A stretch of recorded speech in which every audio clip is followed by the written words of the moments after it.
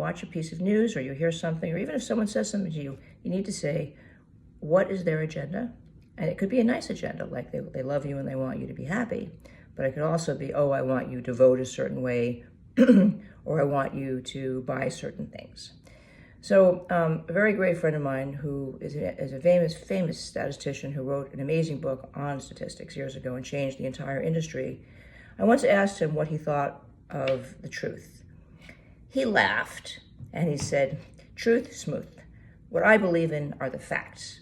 And I thought that was a great way to go about things. And ever since then, that's what I've done. So rather than look for the truth of something, whatever I'm presented with a piece of material, especially if it's confusing or upsetting, or I feel that I'm being bullied, which is frequently happening on the web, I'm going to take a time out and I'm going to do what I call a hard target search. What that means is, you know how when you lose your keys, you have to reconstruct, you have to go back to the door, remember what last time you had them, you have to walk through the various places you were, and invariably you'll find them, unless something really weird has happened.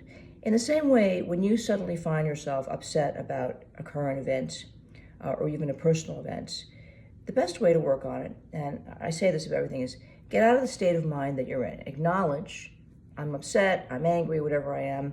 Understand that that is a defensive emotion, and just give yourself a hug. Say, I love you, your name, we'll always be together, we'll always be safe, we are enough, and we expect better. Take a couple of breaths, smile. Feel that nice feeling of happiness as it warms your body and calms you down. And then return to the thing that upset you and start to take a look at the facts. And when I was a little girl, what we were taught to do when I wrote was something called the 5 W's, which is to ask who, what, when, where, and why.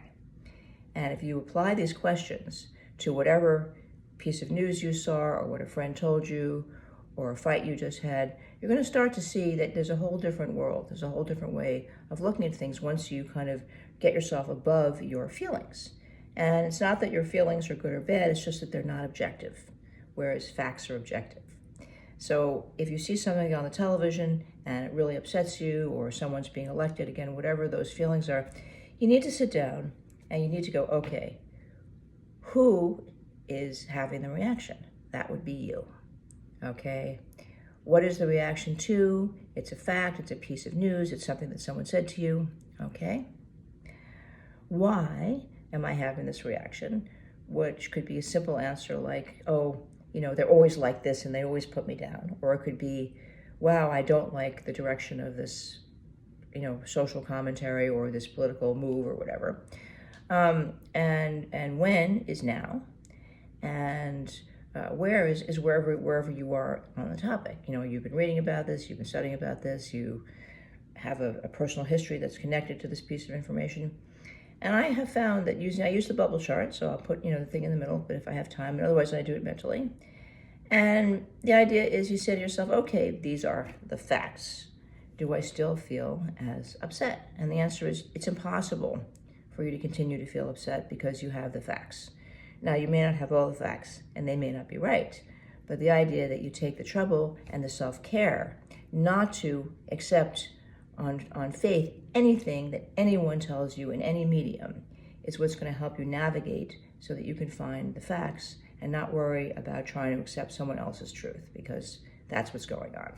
All right, so if you're enjoying the conversation, please join me on social media. Come take a webinar where we sort out the facts, join the newsletter, and I will see you on the next video.